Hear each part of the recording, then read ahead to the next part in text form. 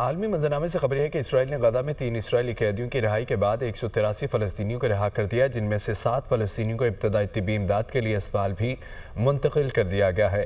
Hamas نے جنگ بندی معاہدے کے تحت 5ویں مرحلے میں 3 اسرائیلی قیدیوں کو رہا کیا تھا، جن کی رہائی دیر البلح شہر کی گئی، جبکہ حماس نے 56 سالہ اوہاد بن ایمی، 52 سالہ ایلی شرابی، 34 سالہ اووی لیوی کو رہا کیا، جنہیں دیر البلح میں بنائے گئے اسٹیج پر لایا گیا، جس کے بعد انہیں ریڈ کراس کی کمیٹی کے سپرد کیا گیا۔ غزہ کی ہیلتھ منسٹری کے مطابق 7 اکتوبر سے اب تک 48,000 سے زائد فلسطینی شہید اور 1,11,000 سے زائد زخمی ہو چکے ہیں۔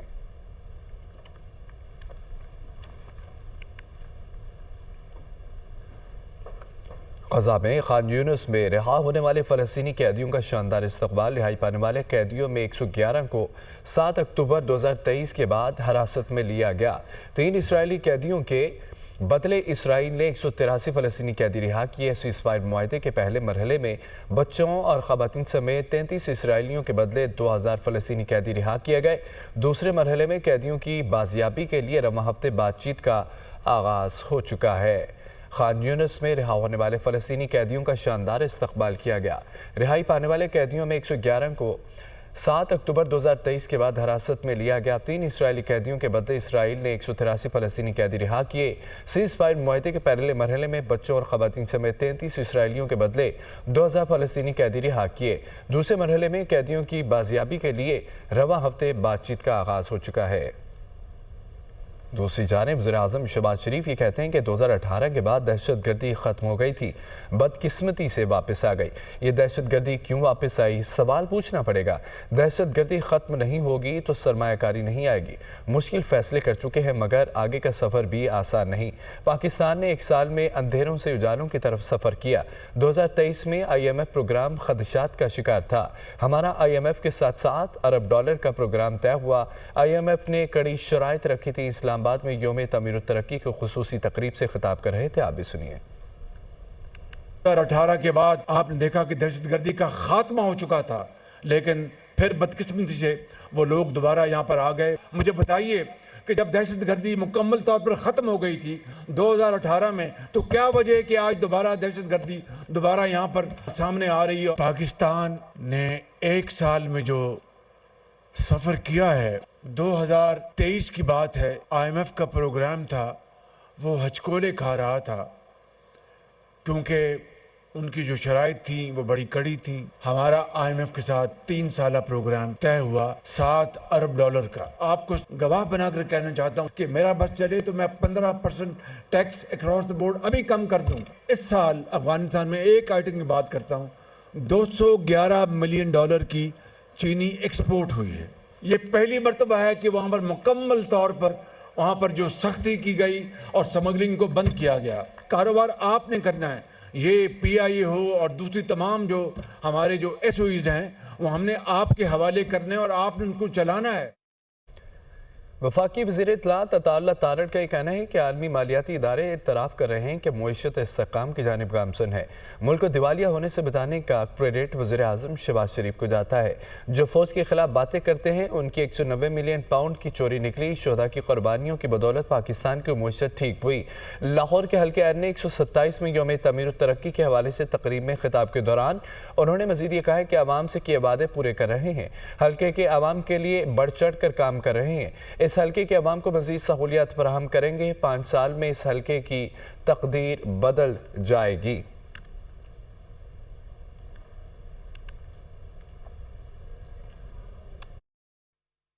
دنیا کے مالیاتی ادارے وہ اس بات کا اعتراف کر رہے ہیں پاکستان کی معیشت ٹھیک ہوئی۔ میاں شہباز شریف نے میاں نواز شریف کی قیادت میں جو معیشت کو ڈیفالٹ کے دہانے سے اٹھا کے آج تعمیر و ترقی کی طرف لائے ہیں، آج اس کو بھی، اس محنت کو، اس کاوش کو خراج تحسین پیش کرنے کا دن ہے۔ جو پاک فوج کو اور شہداء کو باتیں کرتے ہیں، ان کے خود 190 ملین پاؤنڈ کی چوری نکلی ہے۔ شہداء کو بھی آج خراج تحسین پیش کرتا ہوں کہ جن کی قربانیوں کی بدولت آج پاکستان کی معیشت ٹھیک ہوئی۔ ہم جب آئے تو تعمیر و ترقی کا آپ سے وعدہ کیا، محرومیوں کو دور کرنے کا وعدہ کیا۔ آپ ساری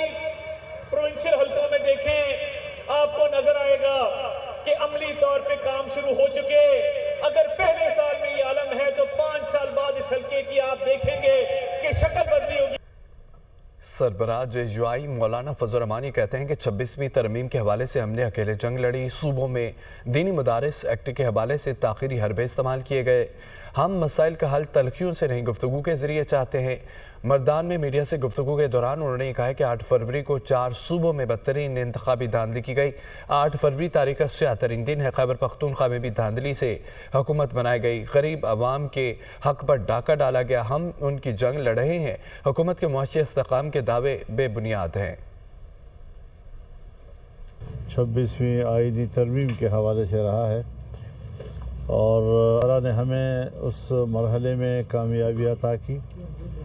हर चंद के जमीयत उलमा इस्लाम ने वो जंग अकेले लड़ी। इस दौरान में अगर दीनी मदारस के रजिस्ट्रेशन का कानून आया तो वो भी अल्हम्दुलिल्लाह मुज़ाकरात के ज़रिए से ही पास हुआ, लेकिन उसमें अब एक कमी रह गई है कि अगरचे वो वफाक की सतह पर तो कानून बन गया है, लेकिन उसका सूबों में भी मंजूर होना ज़रूरी है। सूबाई असम्बलियाँ भी उसको मंजूर करेंगी।